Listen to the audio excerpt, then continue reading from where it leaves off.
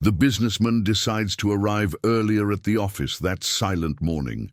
But upon opening the door and seeing his cleaning employee in the center of the room doing something totally unexpected, he simply freezes, unable to believe what is happening before his eyes. Tuesday morning began differently for Lucas Whitman. At 34 years old, he had already developed a rigid routine. Arrive at the office at 8, review emails, prepare the day's agenda.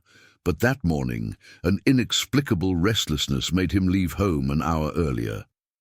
Perhaps it was the important afternoon meeting, or the feeling that something needed to change in his meticulously organized life.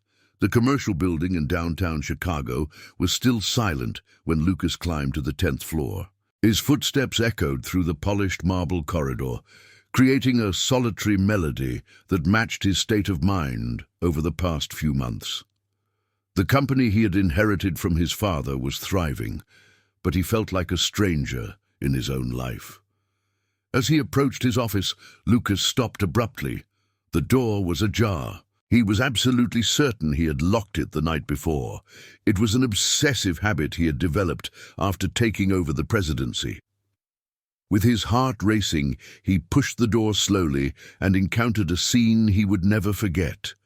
A woman was kneeling in the center of his office, surrounded by old photographs scattered over the Persian carpet. She wore a simple cleaning uniform, had dark hair tied in a ponytail, and delicate hands that carefully held a framed photo. When she raised her face upon hearing the door, Lucas saw the most expressive eyes he had ever encountered. Brown, deep, loaded with a mixture of surprise and melancholy. "I can explain," she said, rising slowly, still holding the photograph. Her voice was soft but firm. "My name is Caroline Miller. I've worked cleaning this building for 3 years." Lucas remained paralyzed in the entrance. He recognized the photo in her hands. It was an image of his father at the company's inauguration more than 2 decades ago. There was something in Caroline's posture that prevented him from reacting with anger or immediately calling security. "I found a forgotten box behind the cabinet," Caroline continued, gesturing to a corner of the office where some furniture was slightly displaced. "I was cleaning and it fell. When it opened, all these photos scattered. I was just trying to organize them back." Lucas observed the scene more carefully. They really were just photographs, records of important company moments. Some he didn't even know existed. There were photos of former employees, corporate events, even some of the family. His expression softened slightly. "Why didn't you call me before touching anything?" he asked, taking a step inside the office. Caroline lowered her eyes, as if weighing her words. "Because I recognize this photo," she said, showing the image of Lucas's father. "My mother used to work here when I was a child. She always spoke of Mr. Edward Whitman with great affection. She said he was the only person who treated her with dignity when she needed it most." The silence that followed was charged with emotion.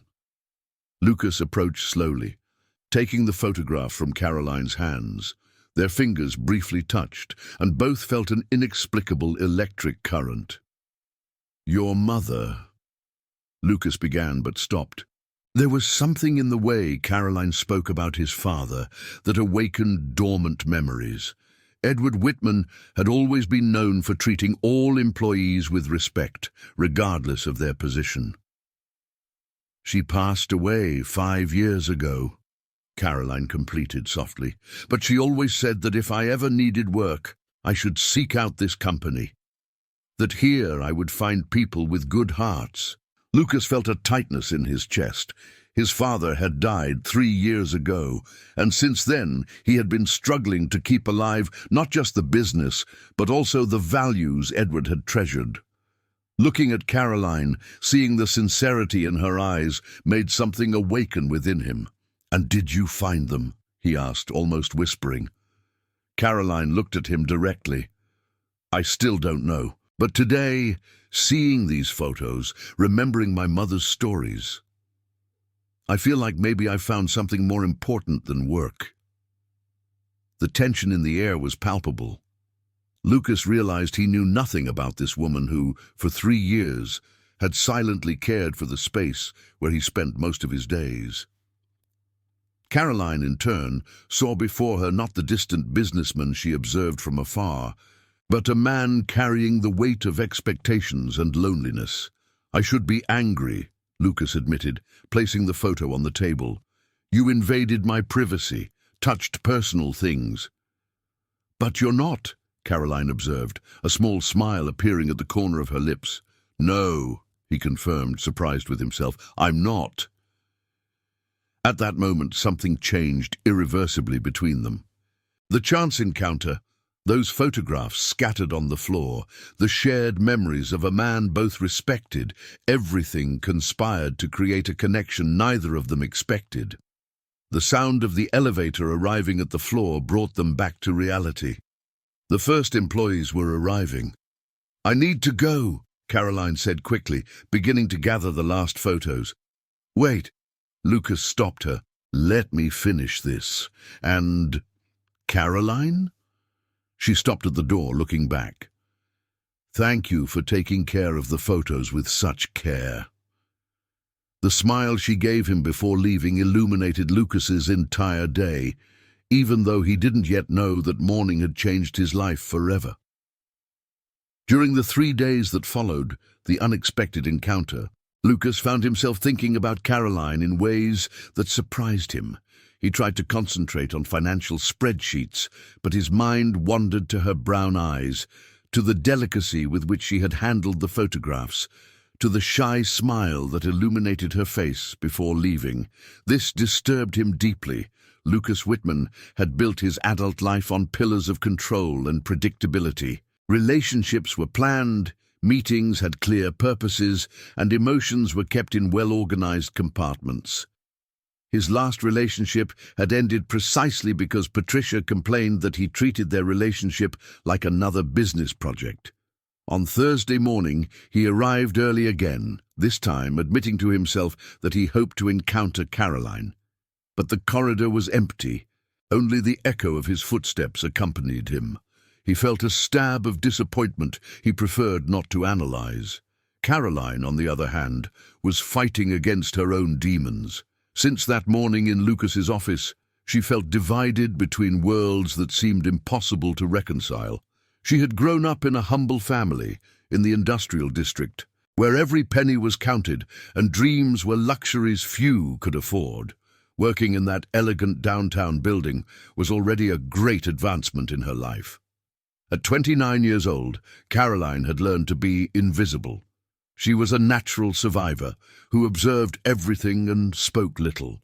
She had studied business administration in the evening while working during the day, but had never allowed herself to dream too big. Men like Lucas Whitman existed in a parallel universe to hers. She saw them from afar, cleaned their offices, but never imagined there could be any real connection between them. But something had changed that morning. The way Lucas looked at her, how his voice softened when speaking about her mother, how he didn't treat her as an intruder, but as a person worthy of explanation and respect. This awakened in her a sensation she hadn't felt in a long time: hope. The opportunity to meet again came unexpectedly. On Friday, Caroline was cleaning the conference room when she heard heated voices coming from Lucas's office. Through the slightly open door, she saw 3 men in expensive suits gesticulating aggressively while Lucas remained seated with a controlled but tense expression. "Edward would never have accepted a proposal like this," said one of the men, clearly trying to manipulate Lucas through his father's memory. "My father is no longer here to make decisions," Lucas responded coldly, "and I am not him." "Exactly why you should accept our guidance," retorted another. "You have much to learn about conducting real business." Caroline felt indignation growing within her. There was something in the way these men spoke to Lucas that bothered her deeply. She recognized the tone. It was the same used by people who believed money and position gave them the right to diminish others. Without thinking much, she knocked lightly on the door and entered with a coffee tray she had prepared in the break room. "Excuse me," she said naturally, "I brought coffee for the meeting." The three men looked at her with evident disdain, as if she were just part of the furniture, but Lucas stared at her with a mixture of surprise and something that seemed like gratitude. "Thank you, Caroline," he said, deliberately emphasizing her name. While serving the coffee, Caroline caught fragments of the conversation. It was something about selling part of the company, about Lucas being too young and inexperienced to refuse a golden opportunity. With each word, she saw Lucas's jaw getting more tense. When she finished serving, Caroline headed to the door, but before leaving, she turned and spoke directly to Lucas, completely ignoring the other men. "Mr. Lucas, your mother called earlier. She said Sunday dinner is confirmed and that she's very proud of the decisions you've been making at the company. She asked me to remind you that you have your father's wisdom and her determination." It was a complete lie. Caroline didn't even know if Lucas's mother was still alive. But something in the vulnerability she saw in his eyes in those few seconds made her want to protect him from those vultures in suits.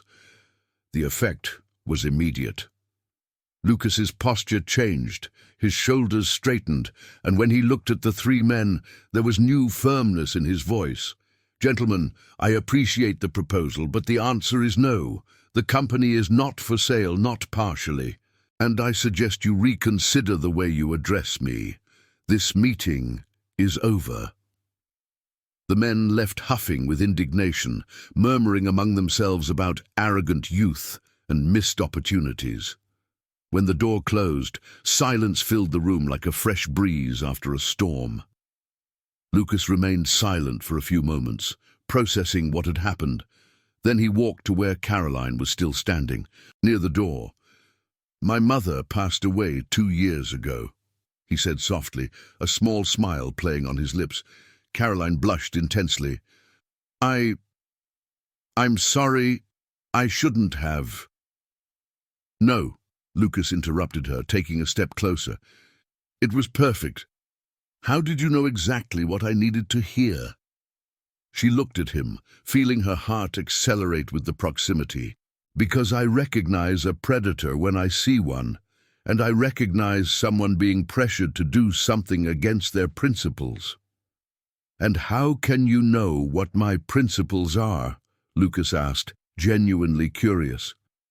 "From the photographs," Caroline answered simply. "A man who keeps with such care the memories of employees, who maintains photos of year-end parties and graduations of employees' children. That man wouldn't sell his father's legacy to people who speak with contempt about those who build this company every day." The silence that followed was charged with a new intimacy. Lucas realized that Caroline had seen him in a way no one else had been able to. She didn't see just the successful businessman or the heir to a fortune. She saw the man who struggled to honor his father's memory while finding his own path. "Would you like to have coffee with me?" he asked, surprising himself with the spontaneity. "Real coffee, I mean, not the company coffee." Caroline hesitated. That line separating their worlds was about to be crossed, and she knew there would be no turning back. "Mr. Lucas." "Just Lucas," he corrected gently. "Lucas," she repeated, and the name sounded different in her voice. "I'm sure it's not a good idea." "Why not?" "Because we're from completely different worlds. Because I work for you. Because—" She stopped, searching for the right words. "Because I'm afraid of what might happen if we say yes to this." Lucas took another step toward her. "What if I tell you I'm also afraid? That for 3 days I can't stop thinking about you. That for the first time in years I feel like I've found someone who truly sees me." Caroline's heart was beating so hard she was sure he could hear it. For a moment, she allowed herself to imagine what it would be like to say yes, what it would be like to sit in a cafe with him, talk without the barriers of uniforms and hierarchies, discover who they really were when stripped of their social roles. "A coffee," she said finally, her voice barely above a whisper. "Just a coffee." The smile that illuminated Lucas's face was like the sun rising after a long winter night. "Just a coffee," he agreed, both knowing they were lying to themselves. The small cafe Caroline chose was located on a narrow street in the historic downtown, away from the corporate movement where they both met.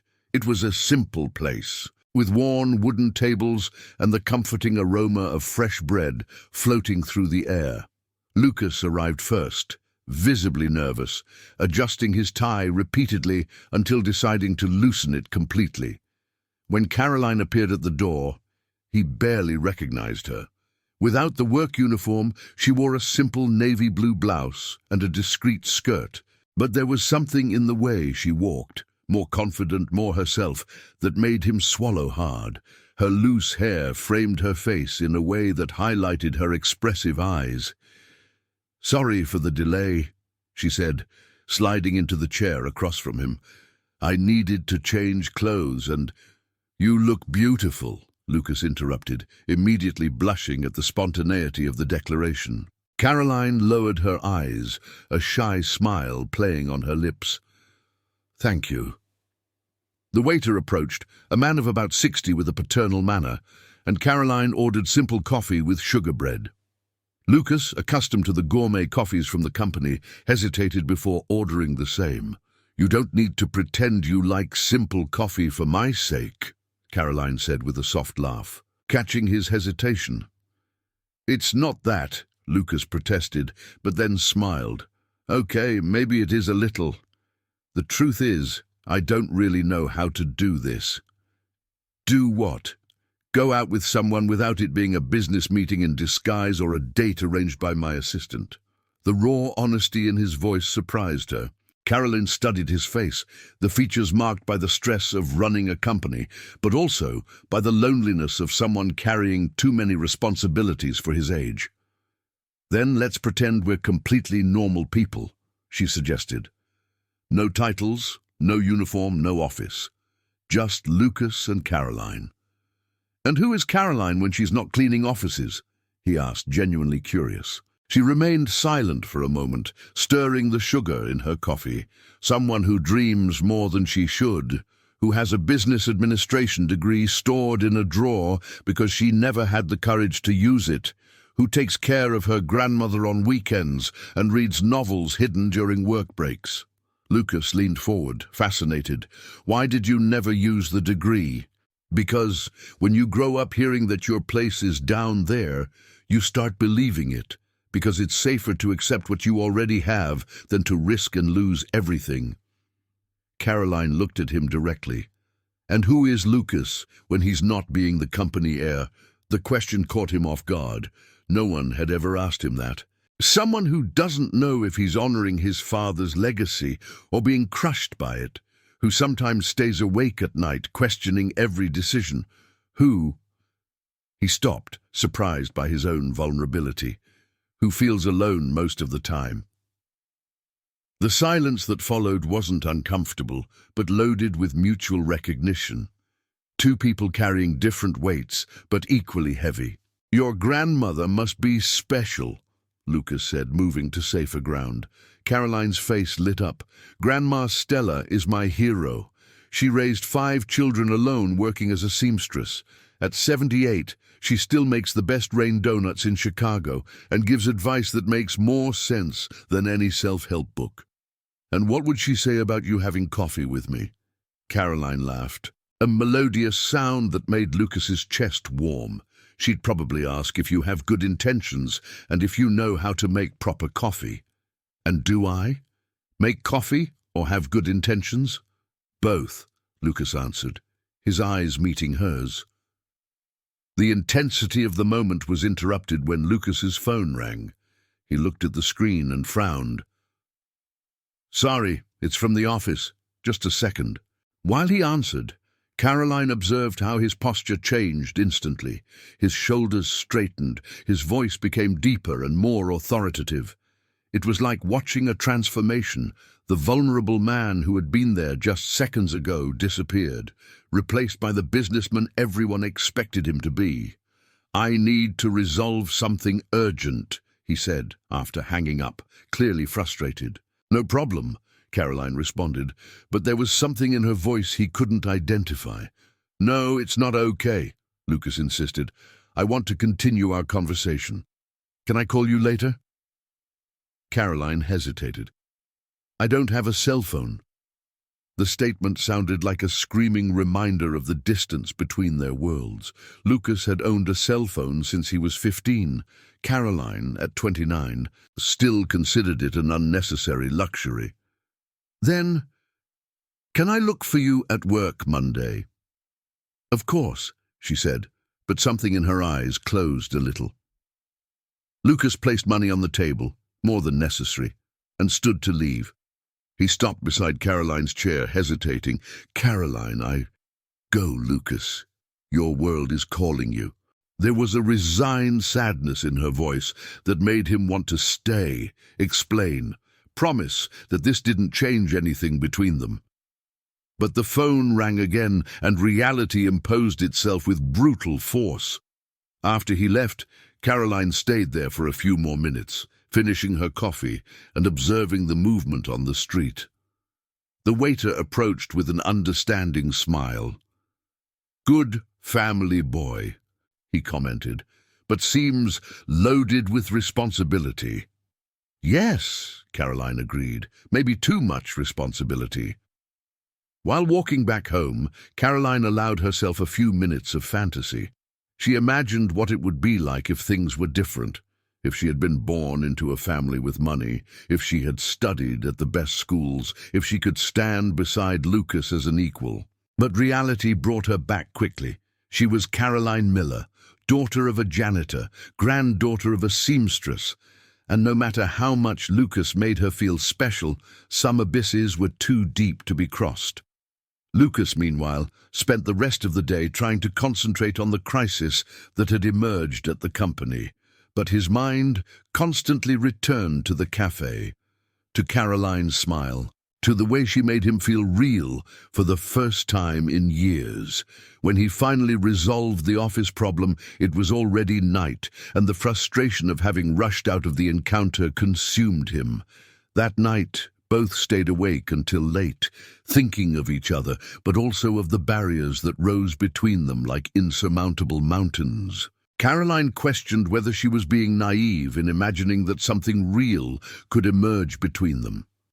Lucas wondered if it would be fair to involve Caroline in a world that could hurt her. But there was something stronger than the doubts. The certainty that, regardless of obstacles, that encounter had planted a seed that would be impossible to ignore. The simple coffee on a narrow street had become the first chapter of a story neither of them yet knew how to end. Monday arrived loaded with a tension neither could name. Lucas spent the entire weekend rehearsing what he would say to Caroline, how he would apologize for having rushed out on Friday. He arrived at the office an hour early, hoping to find her, but the corridors were empty. Caroline, meanwhile, had deliberately changed her schedule. She arrived later and concentrated on the upper floors, avoiding the 10th floor where Lucas's office was located.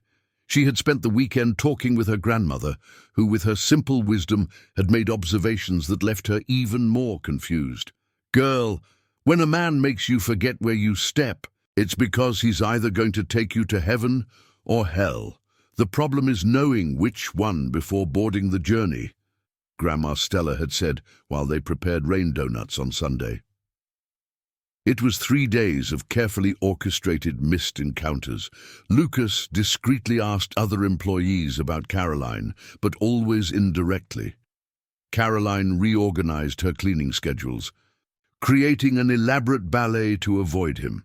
Both felt like teenagers, but were also protecting something fragile that had been born between them. On Wednesday, the inevitable happened. Caroline was cleaning the conference room when Lucas appeared at the door. For a moment they stood there, looking at each other like two cautious animals. "Hello," he said, his voice softer than intended. "Hi." She responded, gripping the cleaning cloth between her hands. "May I come in? It's my conference room, technically." Caroline laughed despite the tension. "Technically, it's your entire company." Lucas entered, closing the door behind him. "Caroline, about Friday." "You don't need to explain," she interrupted quickly. "I understand. Your work is important, and I—" "No," Lucas said firmly, approaching her.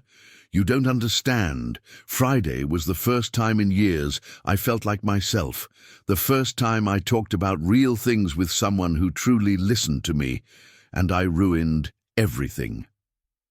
Caroline stopped cleaning and looked at him. "Lucas, let me finish," he asked. "I grew up in a family where emotions were treated as weaknesses, where relationships were strategic, where every conversation had a hidden agenda. But with you, it's different." "It's different because you don't really know me," Caroline said, her voice loaded with a sadness she tried to hide. "You see a simple woman who listened to you for an afternoon and think that's special because you're used to people who only want something from you." The brutal honesty of Caroline's words hit him like a punch. "You think that's it? That I'm confusing gratitude with what I feel for you?" "And what do you feel for me, Lucas?" she asked, taking a step toward him. "Because I know what I feel, and it scares me." "Tell me," he whispered. Caroline took a deep breath, as if she were about to jump off a cliff. "I feel like you see me as no one has ever seen me. That when you talk to me, your defenses fall, and I see the man behind the businessman. I feel like I could fall in love with you, and that's dangerous because our worlds are incompatible." The silence that followed was loaded with raw honesty. Lucas approached closer until he could smell her gentle perfume, a mixture of soap and something uniquely Caroline. "What if I tell you it's too late, that I've already fallen in love?" Caroline closed her eyes for a moment, as if the words were physical pain. "Then I'd say you're making a mistake." "Why?" "Because tomorrow you'll have to explain to your family, your friends, your partners, why you're getting involved with the janitor. Because when the novelty wears off, you'll realize we have nothing in common besides a conversation in a cafe. Because I don't know how to use a fish fork, and you probably don't know how to make instant noodles." Lucas laughed, a low and warm sound. "I know how to make instant noodles, and fish forks are an idiotic invention for people who like to complicate simple things." "Lucas." "Caroline, look at me," he asked, gently placing his hands on her shoulders. "Do you think I care what other people will think? Do you think that after spending years being what others expected me to be, I would care about opinions when I finally found someone who makes me want to be myself?" "But you will care," she insisted, though her resolve was dissolving under his touch. "When you take me to a business dinner and I don't know what to talk about, when your college girlfriends look me up and down, when what?" Lucas interrupted gently. "When I realize you're more intelligent than most of the educated people I know.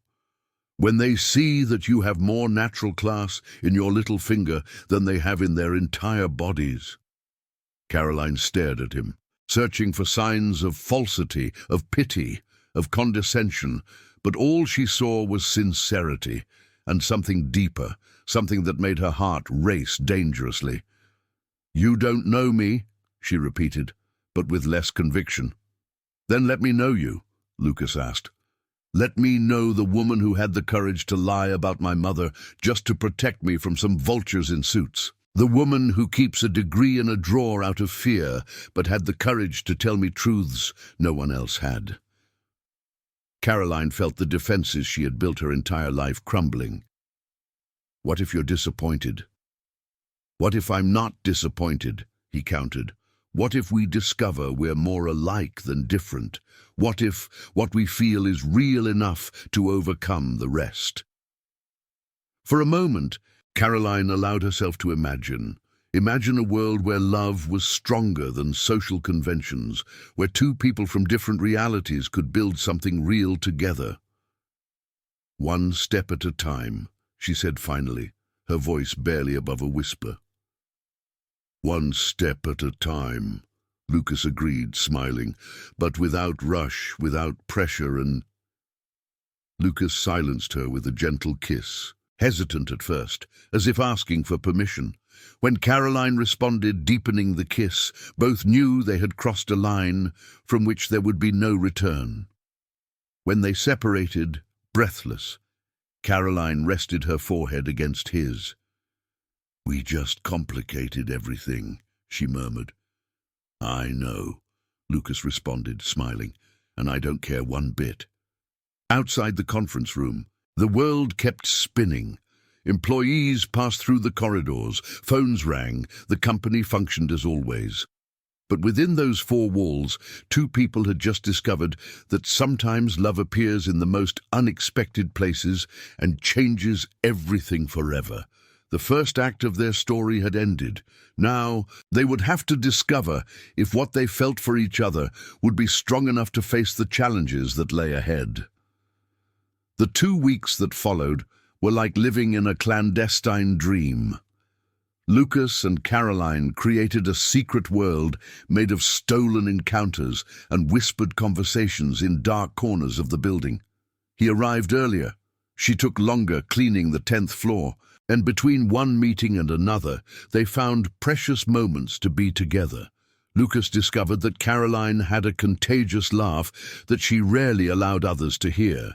He discovered that she read voraciously, classic novels borrowed from the library, biographies of women who changed the world, business books she studied with the dedication of someone who still nurtured secret dreams. Caroline discovered that Lucas played piano in his spare time, an inheritance from his mother who had forced him to take lessons as a child.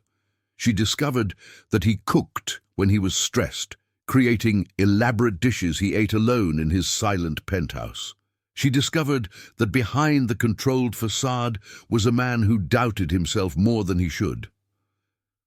"My mother wanted me to be a doctor," he confessed one rainy afternoon while they drank coffee in the small break room on the 20th floor, away from curious eyes. "She said managing Father's company wasn't a dream, it was an obligation." "And what did you want to be?" Caroline asked, sitting beside him on the small sofa, close enough to feel the warmth of his body. "Architect," he answered with a melancholic smile. "I wanted to design houses where people would be happy, spaces that would tell stories." "It's not too late," she said softly. "It is." Lucas laughed humorlessly. 500 employees depend on me. I can't simply abandon everything to chase adolescent dreams." Caroline saw the pain in his eyes and understood that Lucas carried invisible chains, golden ones, but chains nonetheless. "Sometimes I think we're both prisoners," she murmured. "What do you mean?" "You're a prisoner of expectations. I'm a prisoner of limitations. We both live lives we didn't choose." Lucas took her hand, intertwining their fingers. "But now we have a choice. Do we? Choose each other. Choose to be happy, even if it's complicated." Caroline smiled, but there was a shadow in her eyes that Lucas couldn't interpret. What if someone finds out? "Someone will find out sooner or later," he said pragmatically. "The question is whether we'll be prepared." That night, Lucas made a decision that would change everything. He called Marcus Fellows, his partner and best friend since adolescence, and scheduled a dinner. If he was going to assume his relationship with Caroline, he needed to start with the closest people. The restaurant chosen by Marcus was exactly the type of place that would make Caroline uncomfortable, too elegant, too expensive, a symbol of everything that separated them, but Lucas was determined to build bridges between his two worlds. "You're different," Marcus observed right away, studying Lucas over the wine menu. "More relaxed. Did you meet someone?" Lucas took a deep breath. "Yes, and it's serious." "Serious how? Engagement serious or serious serious?" "Serious like, I'm in love and want you to meet her." Marcus smiled, genuinely interested. "Tell me everything. What's she like? Where did you meet her? What does she work with?" "She's—" Lucas stopped, searching for the right words. "She's the most real person I've ever met. Intelligent, brave, has a worldview that makes me question everything I thought I knew." "You're being evasive," Marcus noticed. "Where are the details? Name, profession, family?" "Caroline Miller. She—" Lucas hesitated fatally. "She works at the company." "Ah, executive? What department?" Not exactly an executive," Lucas said, feeling the weight of the next words. "She works in cleaning." The silence that followed was deafening. Marcus set down his wineglass and stared at Lucas with a mixture of shock and concern. "Sorry, I think I heard wrong. Can you repeat that?" "Caroline works on the building's cleaning crew," Lucas repeated, raising his chin defiantly. "Lucas, man." Marcus ran his hand through his hair, clearly uncomfortable. "Are you sure about what you're doing?" "I am." "Listen, I have nothing against the girl, but have you thought about the implications? The company, your image, what people will say?" "I don't care what people will say." "You should care," Marcus said firmly. "You're not just Lucas. You're the president of Whitman and Associates. You're heir to a respected name. You have responsibilities." Lucas's patience began to run out. "And that prevents me from loving who I want." "It prevents you from being naive," Marcus retorted. "Lucas, do you think she doesn't know who you are? Do you think it's not convenient for her to get involved with the boss? Caroline isn't like that." "How can you be sure? She's a poor woman who works cleaning offices. Suddenly the Prince Charming appears, wanting to save her from her hard life. It's the oldest story in the world, man." Lucas stood up abruptly, throwing his napkin on the table. "Don't talk about her like that." "I'm trying to protect you," Marcus said, also standing. "You're my best friend. We grew up together, built this company together. I can't stay quiet while you make a mistake that could destroy everything." "The only mistake was thinking you would support me." "I support you, I always have. But this isn't love, Lucas. It's neediness. It's loneliness. It's you wanting to lower yourself to feel special." The word lower echoed between them like a gunshot. Lucas stared at Marcus for a long moment, seeing in his friend's face all the class arrogance that had always been there, but which he had chosen to ignore. "It's not her who's below my level," Lucas said coldly. "It's you who are below hers." Lucas left the restaurant with a heavy heart and a painful certainty. The world he lived in would be more hostile to Caroline than he had imagined. And for the first time since falling in love, he began to question if he had the right to expose her to such cruelty. While driving through Chicago's streets, he thought about the conversation with Marcus and the poisonous words disguised as concern. He thought about Caroline, probably at home with her grandmother, unaware of the storm approaching. For the first time, Lucas wondered if Caroline had been right from the beginning, if maybe it would be better for her if he simply disappeared from her life before hurting her irreparably. The seed of doubt had been planted, and Lucas had no idea how the poison of Marcus's words would grow within him in the coming weeks, threatening to destroy the most precious thing he had ever found. In the days that followed the dinner with Marcus, Lucas became a disturbed version of himself. His friend's words echoed in his mind like a scratched record, planting doubts where there had once been certainty. He began to analyze every gesture of Caroline's, every word, looking for signs of financial interest he had never looked for before. Caroline noticed the change immediately. Lucas continued seeking their secret encounters, but there was a new tension in his shoulders, a distraction in his eyes that she couldn't understand. When she asked if everything was okay, he smiled and said it was just work, but his smile didn't reach his eyes. "You're different," she said one Thursday afternoon, when they met in the emergency stairwell of the 15th floor, one of the few places where they could talk without being seen. "I'm just tired," Lucas responded, but avoided her gaze. "Lucas, look at me," Caroline asked, gently touching his face so he would look at her. "What's happening?" For a moment he almost told everything, almost spoke about Marcus, about the doubts that were consuming him, about the fear of being used, but the words got stuck in his throat. "It's just work," he repeated, kissing her forehead with a tenderness that contradicted his coldness. "A lot of pressure." Caroline didn't believe it, but didn't insist. She had learned in life that sometimes people needed space to resolve their internal demons. But part of her began to prepare for the worst. The situation became even more complicated when Helen Morrison, the company's financial director, began making apparently innocent comments about the extra dedication Caroline had been showing at work.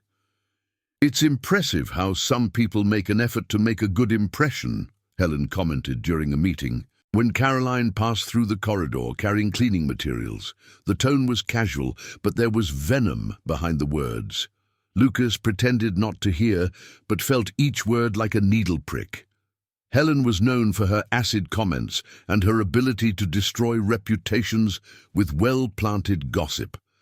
If she was noticing something between him and Caroline, others would be too. The pressure increased when Lucas's mother called to schedule a lunch. Mrs. Beatrice Whitman was an elegant and perceptive woman who had dedicated her life to molding Lucas to be the perfect heir. During lunch at the city's most exclusive club, she went straight to the point. "Marcus told me you're getting involved with an employee," she said, delicately cutting the grilled salmon. Lucas almost choked on his wine. Marcus had no right to. "Marcus is worried, as I am, as any sensible person would be." Mrs. Beatrice put down her cutlery and stared at her son. "Lucas, you're 34 years old. It's time to get married, start a family, continue the Whitman name." "And who says that's not what I'm doing? With a janitor?" The word came out of Mrs. Beatrice's mouth as if it was something dirty. "Lucas, dear, I know you have a generous heart, but there's a difference between charity and a serious relationship." "Caroline isn't charity," Lucas said through gritted teeth. "Of course not. I'm sure she's a hard-working and honest girl. But you can't mix things up. Your social position, your responsibility to the company, to the family. All of this requires you to make appropriate choices." "Appropriate for whom? For the life you chose to live, for the future your father built for you." Mrs. Beatrice leaned forward. "Lucas, do you think this girl will feel comfortable at business dinners, at social events? Do you think she'll know how to handle the pressure of being a businessman's wife?" "Maybe I don't want that kind of life," Lucas murmured. "But it's the life you have," his mother replied firmly, "and it's too late for dramatic changes. You have responsibilities." Lucas left the lunch even more disturbed. His mother's words joined Marcus's, creating a chorus of voices that questioned not only his relationship with Caroline, but his own capacity for judgment. That night, Caroline was finishing cleaning the 10th floor when Lucas appeared. She smiled upon seeing him, but the smile died when she noticed his tense expression. "I need to ask you something," he said without preamble. "Of course." Do you know who I am? I mean, did you know before we really got to know each other?" Caroline frowned, confused by the question. "Of course I knew. You're the company president. Your name is on the door." "And that? Did that influence things somehow? The way you act with me?" The question hit her like a slap. Caroline dropped the cleaning cloth and stared at him with a mixture of shock and hurt. "What exactly are you asking, Lucas?" "I'm asking if—" He stopped, struggling with the words. "If you would be the same with me if I were just any employee." The silence that followed was loaded with pain. Caroline studied him for a long moment, seeing something in his eyes she had never seen before: distrust. "Someone told you something?" she stated, rather than asked. "That doesn't matter." "It does matter." Caroline's voice was becoming firmer, colder. "Someone planted this doubt in your head. Who was it?" "Caroline. Was it your friend, Marcus, or was it your family?" She took a step toward him, her eyes shining with anger. "Because of course they would do that. Of course they couldn't accept that someone like me could like you for who you are, not for what you have." "It's not like that." "It's exactly like that," Caroline interrupted him. "And you know what the saddest part is? It's that you believed them. You really think I'm capable of faking all this? The smiles, the conversations, the—" She stopped, her voice failing. "The feelings." Lucas saw the tears in her eyes and felt as if he had been hit by a truck. "Caroline, No," she said, raising her hand to stop him. "Let me tell you something, Lucas Whitman. I've worked since I was 15. I've cleaned offices of rich, arrogant men who thought they could touch me, disrespect me, use me because I was just the janitor. And you know what I did? I ignored them, because I always knew my worth." She picked up her cleaning materials, her hands trembling slightly. "But you made me believe you were different, made me believe you saw me as a woman, as a person, not as a subservient employee who could be bought with attention." "Caroline, please. You want to know if I would be the same with you if you were just any employee?" she asked, stopping at the door. "The truth is, I probably would be better, because then I wouldn't have to deal with all this baggage of prejudice and superiority that comes with your world."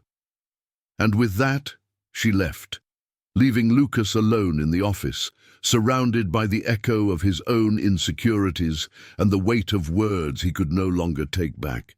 For the first time since they had met, Lucas wondered if he had destroyed the most precious thing he had ever had because of fears that weren't even his own. The days that followed the argument were like living in faded colors. Lucas tried to maintain his normal routine, but everything seemed meaningless. Breakfast had no taste, meetings dragged on endlessly, and he found himself looking toward the corridor every time he heard footsteps, hoping to see Caroline. But Caroline had become a ghost. She had completely changed her schedules, started working on other floors, and when occasionally their paths crossed, she looked through him as if he were transparent. The pain in her eyes had been replaced by a professional coldness that cut Lucas deeper than any anger. On Thursday, a week after the fight, Lucas couldn't take it anymore. He went down to the building's basement, where the cleaning staff's locker room was located. He found Caroline organizing her materials, preparing to leave. "Caroline, please, can we talk?" She didn't even look up. "We have nothing to talk about, Mr. Whitman." The Mr. Whitman hurt like a stab. "Don't call me that." "It's appropriate, isn't it?" she said, finally looking at him. "After all, I'm just an employee and you're the boss. Better keep things in their proper places." "Caroline." "Look, Lucas," she sighed, tired. "I got the message. You were right from the beginning. We're from different worlds. It was naive of me to think it could be different."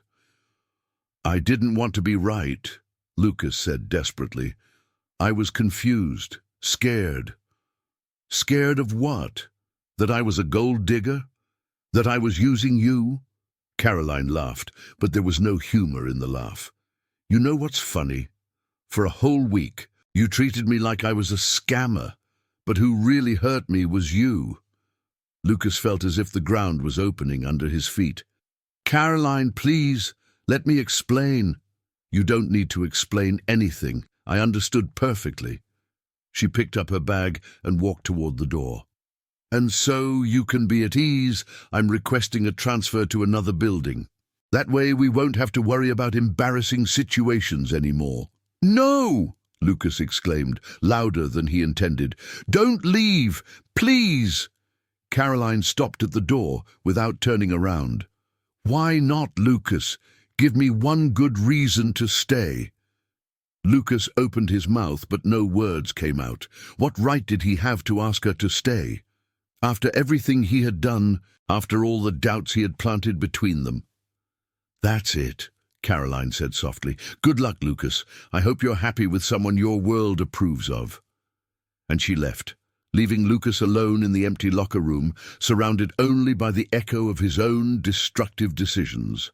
In the following days, news of Caroline's transfer ran through the building like wildfire. Helen Morrison didn't miss the opportunity to make apparently innocent comments about employees who don't know their place and people who try to take advantage of situations.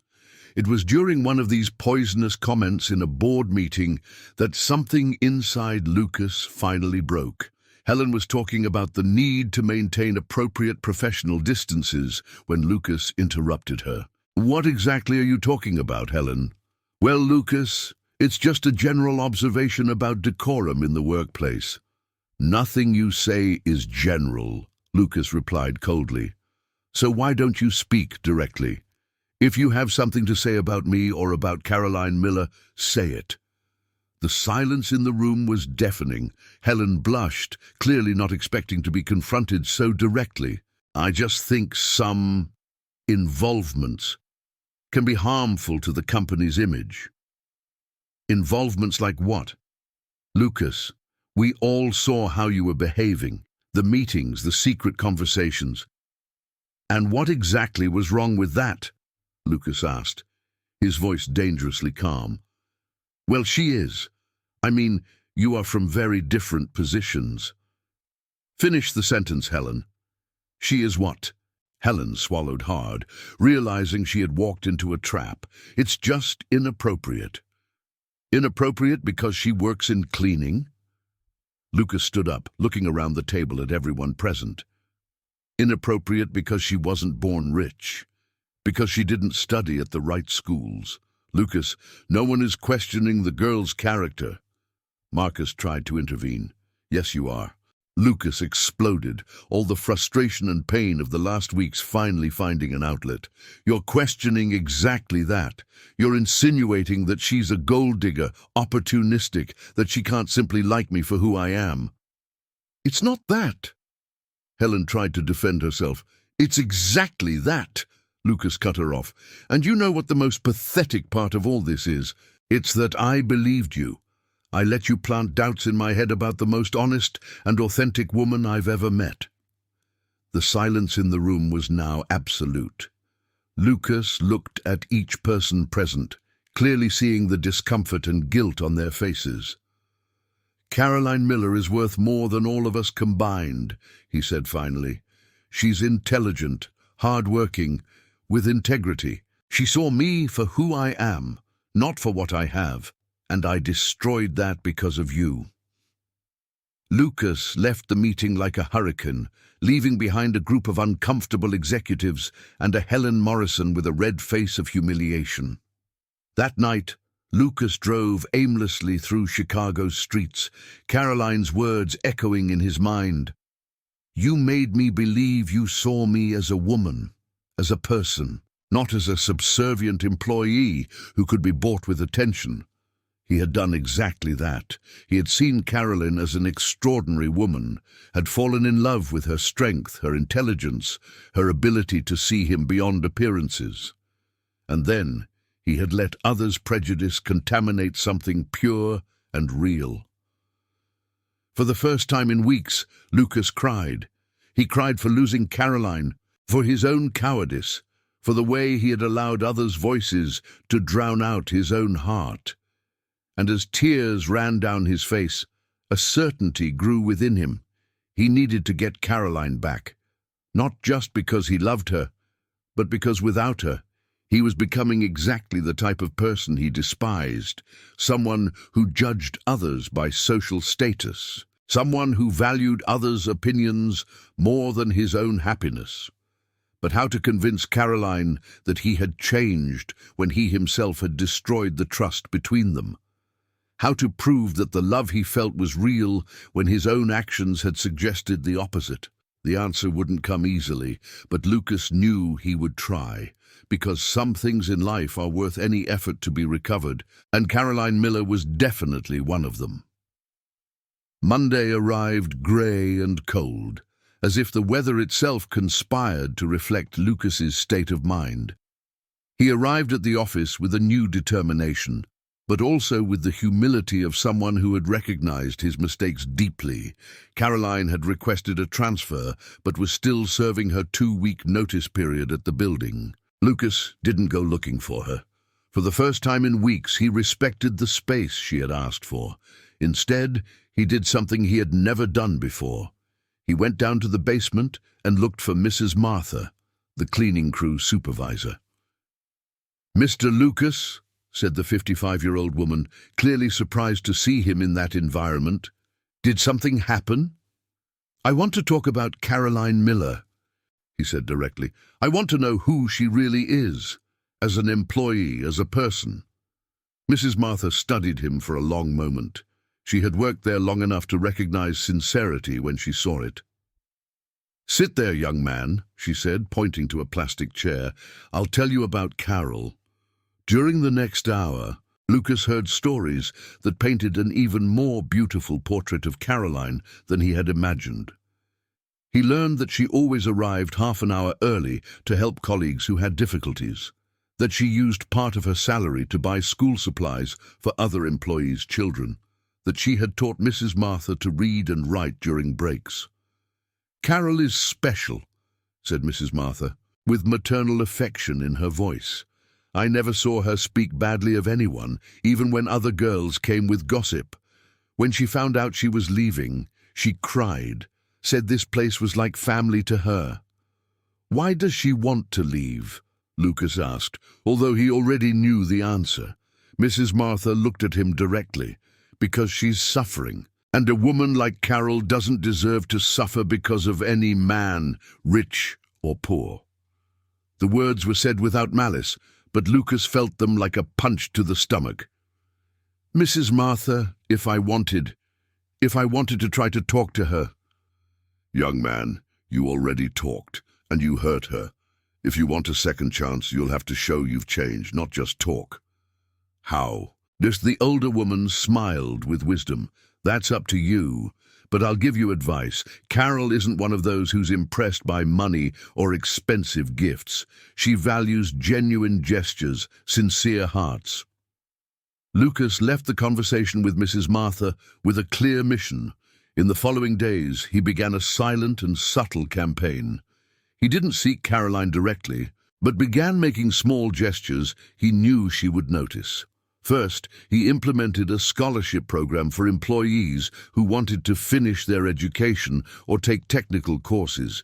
He didn't mention Caroline's name, but knew she would find out.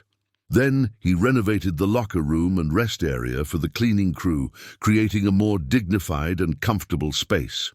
Again, he made sure it seemed like a normal administrative decision, not a personal gesture. He also began greeting each cleaning staff member by name when he encountered them in the corridors. He asked about their families, their children. Some were surprised, others suspicious, but gradually they began to see him differently. Caroline observed everything from afar, with conflicted feelings. On one hand, she saw that Lucas was genuinely trying to change, that he had learned something from everything that had happened. On the other, she couldn't forget the pain of his distrust, the way he had doubted her most sincere feelings. "Did you see what he's been doing?" asked Mrs. Martha one afternoon while they organized materials. "I saw," Caroline answered simply. "And what do you think about it?" Caroline sighed. "I think he's trying to clear his conscience. Or I think he's trying to show you he understood his mistake," Mrs. Martha replied gently. "Mrs. Martha, Carol girl, I saw you cry hidden in the bathroom 3 times this week, and I saw him walking through the corridors looking like an abandoned dog. You're both suffering. He chose to believe what others said about me, and you're choosing not to give him a chance to show he's changed." Caroline remained silent, nervously fidgeting with a cleaning cloth. "What if he only changes until I forgive him? What if at the first difficulty he goes back to doubting me? What if he doesn't?" Mrs. Martha asked softly. "What if he really learned?" That night, Caroline walked through the historic downtown streets, passing by the cafe where she had that first encounter with Lucas. She stopped at the window, remembering his nervousness, the way he had loosened his tie, how his eyes shone when she agreed to try. It had been real. All that feeling had been real. The connection, the conversations, the way he made her feel seen and valued, none of that had been pretense. The problem was that Lucas had allowed others' voices to erase his own inner voice. But what if he had learned to trust himself more? What if the gestures of recent weeks were proof that he had chosen his own values over others' expectations? Caroline ran her hand over the cold glass of the window, seeing her reflection mixed with the warm lights of the cafe. In 2 days, she would be working in another building, in another neighborhood. Lucas would become just a memory, a story she would tell herself on lonely nights. But was that what she really wanted? To run from the first time someone had truly loved her just because that someone had made a mistake? Or was it time to be brave enough to give love a second chance? While walking home, Caroline realized that maybe they both had things to learn. Lucas needed to learn to trust his own feelings, and she needed to learn that sometimes love involves forgiving, even when the pain is still fresh. The decision wouldn't come that night, but something had changed. A small door had opened in her heart, letting in a sliver of hope she had tried to keep outside. Maybe there was still a chance for them. Maybe love was stronger than wounded pride. Maybe it was worth finding out if 2 imperfect people could build something perfect together. Friday, Caroline's last day at the building. Lucas knew this because he had discreetly checked with human resources but didn't say anything to anyone. Throughout the week, he had resisted the temptation to approach her directly, respecting the space she had asked for. But the idea of her leaving without them having a final conversation was consuming him. Caroline arrived early on that last day, not because she had more work to do, but because she wanted to silently say goodbye to the place that had been her second home for 3 years. She walked through the empty corridors, remembering small moments, the first time she saw Lucas from afar, the mornings when she arrived and smelled fresh coffee coming from his office, the day she found the photographs. She was organizing her belongings in the locker room when she found a yellow envelope hidden at the bottom of her locker.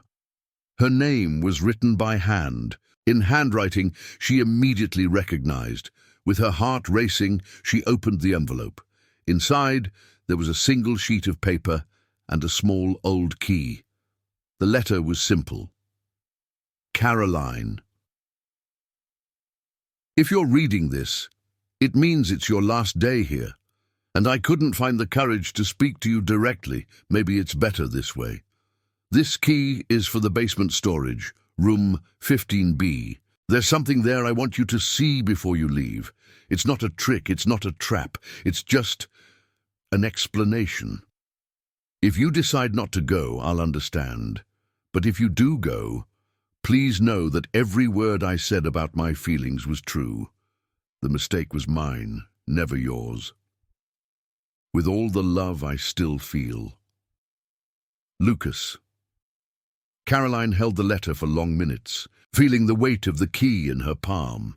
Part of her wanted to ignore it, finish her last day in peace and move on. But curiosity and, if she was honest with herself, hope were stronger.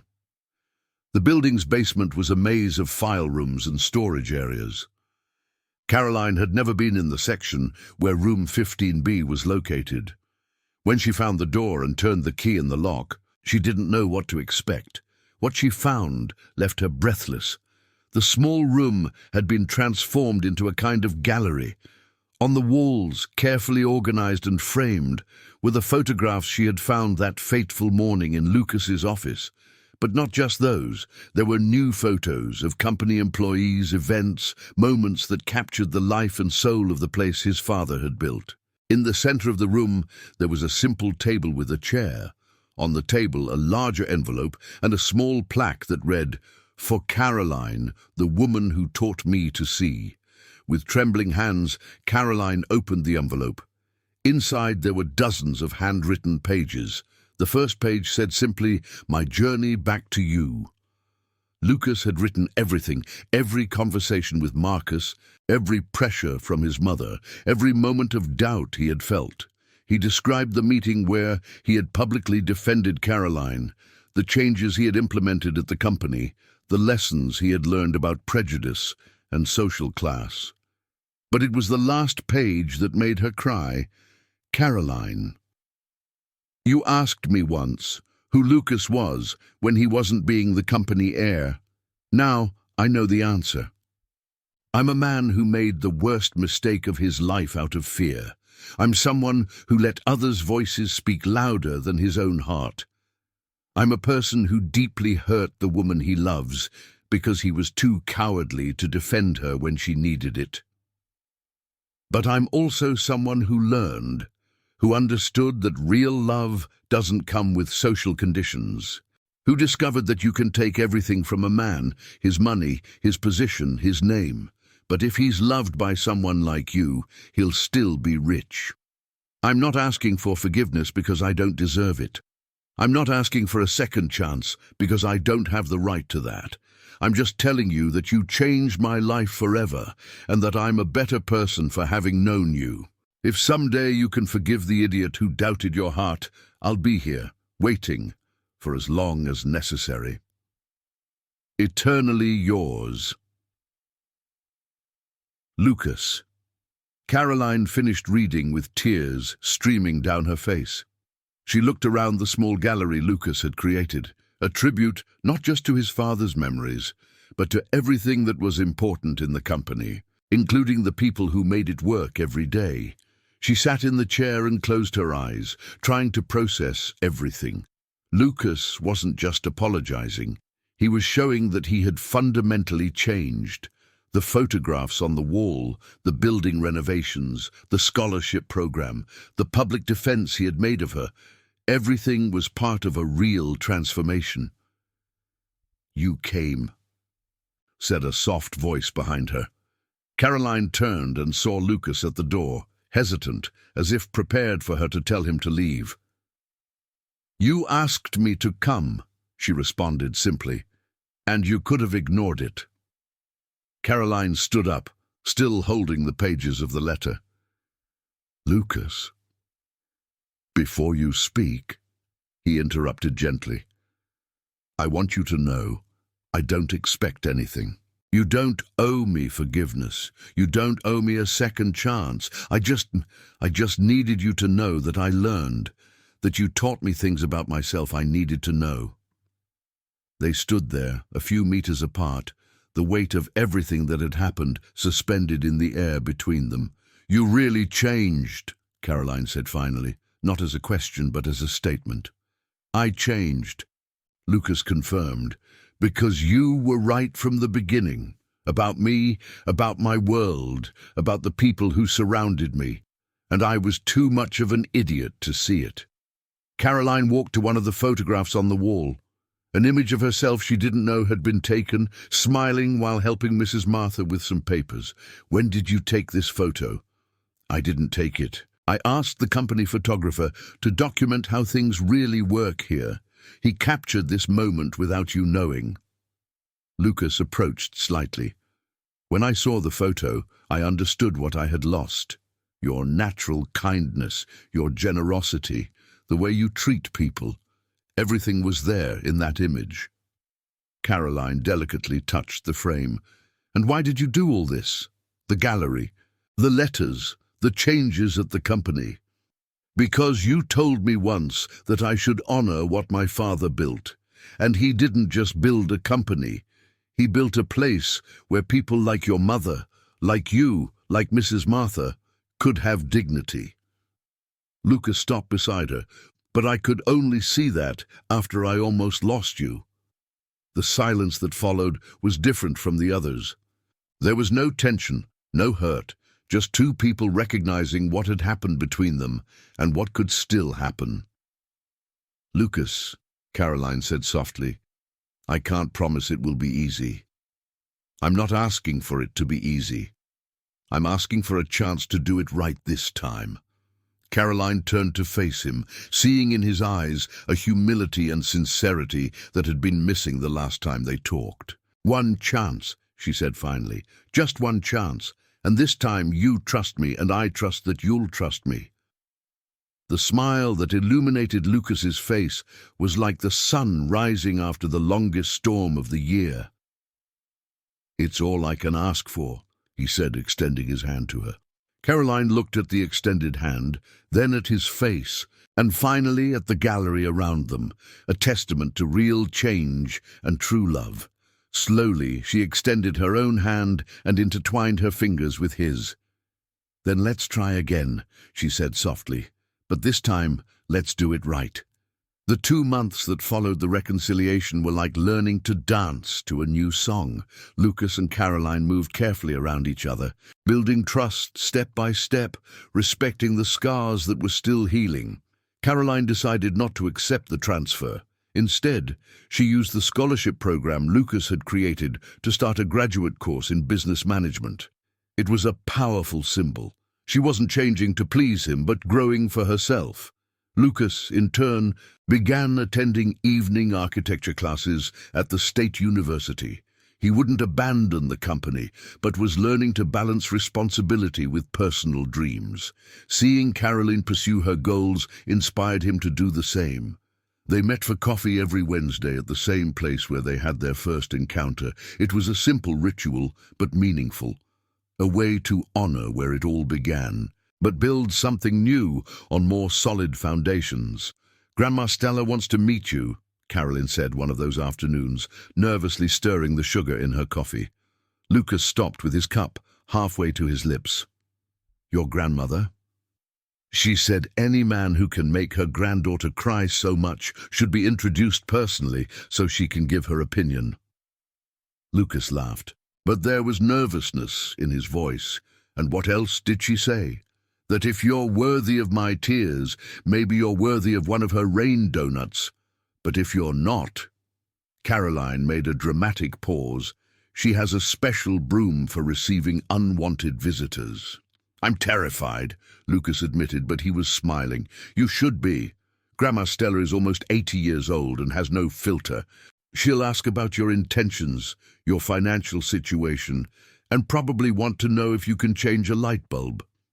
I can change a light bulb, Lucas said with feigned confidence. Liar, Caroline laughed. I bet you call someone for that. Okay, you know me too well, he admitted, but I can learn. I want to learn everything that's important to you. The sincerity in his voice made Caroline's heart race. There were still moments like that, when both their defenses completely lowered, and she saw the man she had fallen in love with hiding behind insecurities and social pressures. The meeting with Grandma Stella happened on an autumn Sunday. Lucas arrived at the simple house in the industrial district, carrying flowers and a nervousness he hadn't felt since adolescence. The house was small, but impeccably cared for, with a front garden that looked like something out of a fairy tale. So, you're the famous Lucas, said Grandma Stella, a tiny woman with penetrating eyes and a mischievous smile. Come in. Carol talked so much about you that I already know even your soap brand. Grandma! Caroline protested, blushing. What? It's true. French soap, right, young man? Lucas laughed despite his nervousness. Actually, domestic. French brands are overrated. Grandma Stella studied him for a moment, then nodded approvingly. Smart answer. Come in, let's have some mate tea. Mbo. The afternoon passed like a blur of stories, laughter, and interrogations, disguised as casual conversation. Grandma Stella told about Caroline's mother, about the difficulties they faced, about how Caroline had always been special. "This girl," she said, pointing to Caroline, who was in the kitchen preparing coffee, "had the courage to study while working. Woke up at 5 in the morning to read before going to work. She's strong as steel, but has a cotton candy heart." "I know," Lucas said softly. "That's why I love her." "Love is a big word, young man. Easy to say, hard to prove." Lucas looked at her directly. "You're right, but I'm learning that proving love is daily work, not a beautiful speech." Grandma Stella smiled, the first genuinely warm smile she had directed at him. "Now you're speaking my language." When Carolyn returned with coffee, she found Lucas and her grandmother talking like old friends. Grandma Stella was showing old photos of Caroline as a child, and Lucas listened with genuine attention. "This one here is from the day she graduated high school." The grandmother was saying, "First in the family to finish school. I cried so much I soaked the diploma." Lucas delicately took the photo, studying the radiant face of a younger Caroline, proud and determined. "She's extraordinary," he said simply, looking at Caroline. "She always was." When it was time to leave, Grandma Stella accompanied Lucas to the door. "Young man," she said, placing a small but firm hand on his arm, "my granddaughter has suffered enough in life. If you're not absolutely sure about what you want, better leave now." "I'm sure," Lucas responded without hesitation. "Really? Even when your rich friends make comments? Even when your family complains? Even when it's difficult?" Lucas thought about Marcus, his mother, Helen Morrison, and all the voices that had almost destroyed his happiness. "Especially when it's difficult," he said firmly. Grandma Stella studied him for a long moment, then nodded. "Then you have my blessing. But if you hurt her again, you'll have to explain yourself to my broom." Later, while walking through the neighborhood streets toward the bus stop, Caroline asked, "So, did you pass the test?" "I think your grandmother is scarier than any board meeting," Lucas admitted, "and I loved her. She liked you too. I could tell by the way she looked at you when you asked for the rain donut recipe." "That was strategy," Lucas confessed. "I thought if I showed genuine interest in things important to you too." "It wasn't strategy," Caroline interrupted softly. "You really wanted to learn. It's different." They stopped at the bus stop, but neither moved when the first bus arrived. "Caroline," Lucas said, taking her hands, "I want to ask you something, and I need you to be completely honest." "I always am. Do you trust me now? Really?" Caroline looked at him for a long moment. She thought about all the small gestures of recent weeks, how he had changed the way he treated employees, how he had publicly defended the value of people like her, how he had humbled himself to acknowledge his mistakes. "I'm learning to trust again," she said honestly. "Some days it's easier than others, but I'm trying." "That's all I can ask for," Lucas said, bringing her hands to his lips for a gentle kiss. "And you?" Carolyn asked. "Do you trust me? In my feelings?" "Completely," he responded without hesitation.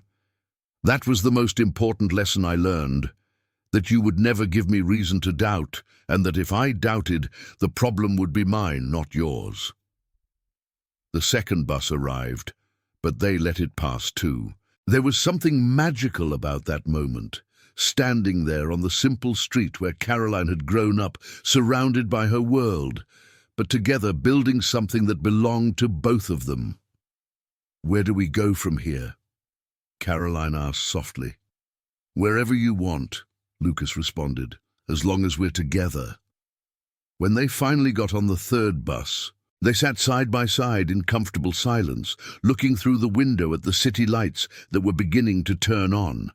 Both knew there would still be challenges, difficult moments, people who would question their choice. But they also knew they had built something solid this time. It wasn't just passion or attraction, it was mature love, based on mutual respect, understanding, and the certainty that together they were stronger than apart.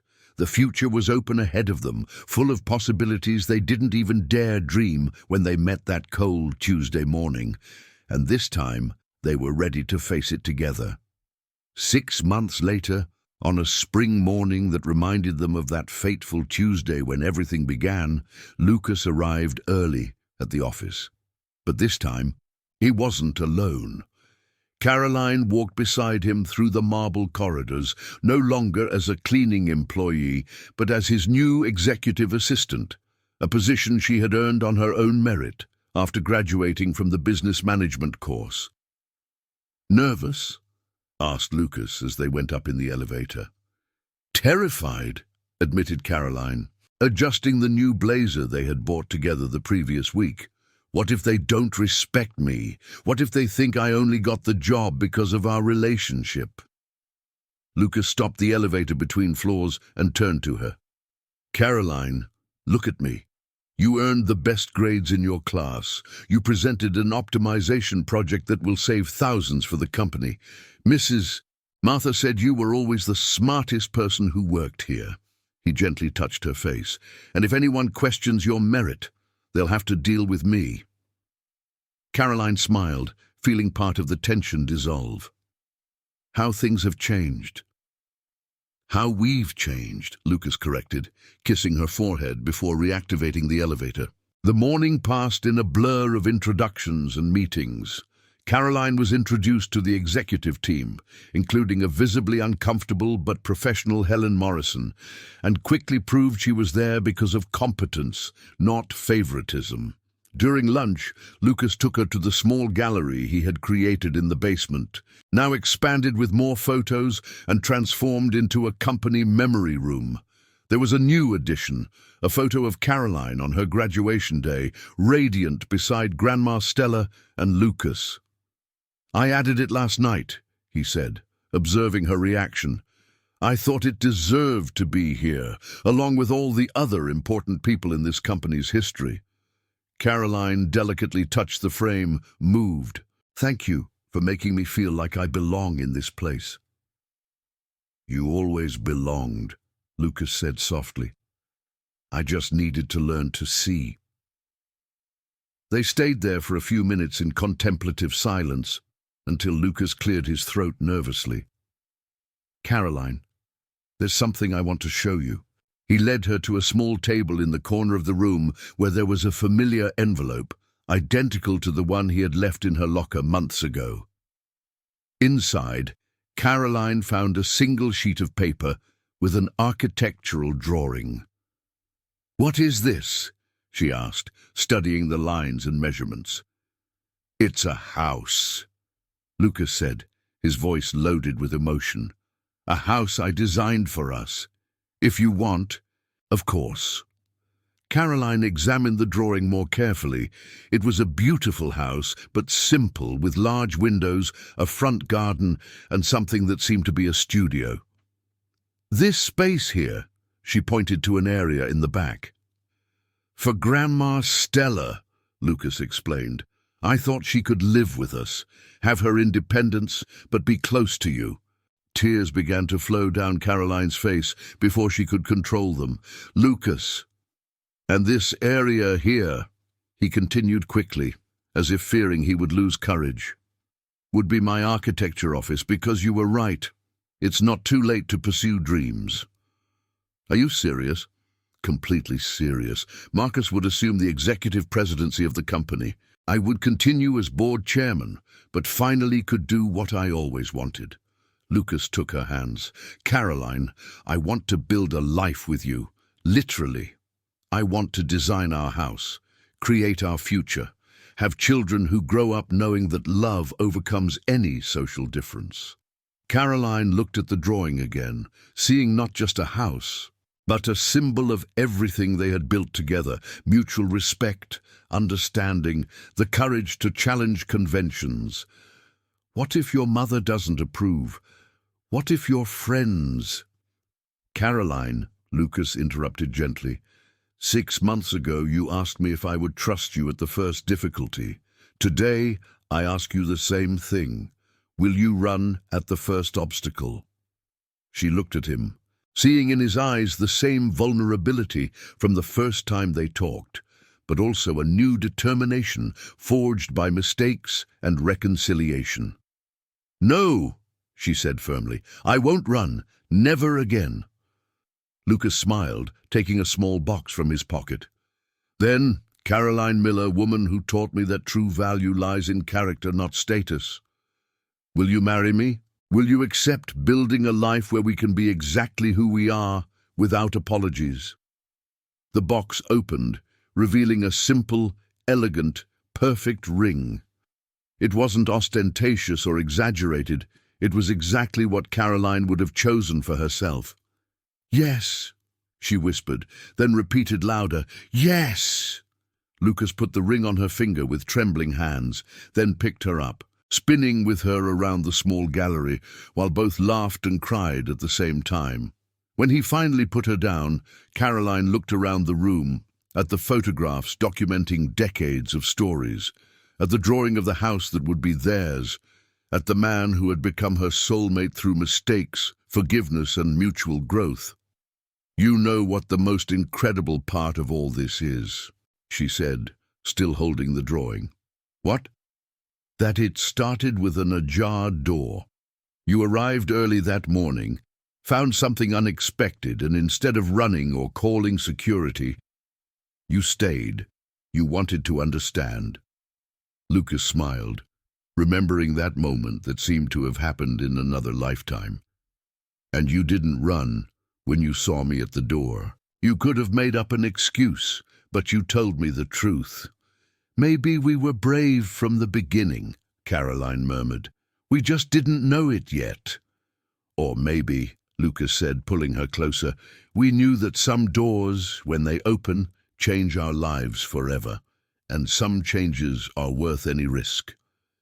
They kissed there, surrounded by memories of the past and plans for the future. Two worlds that had met and created something completely new. Not his world nor hers, but their world. Outside, the company continued functioning.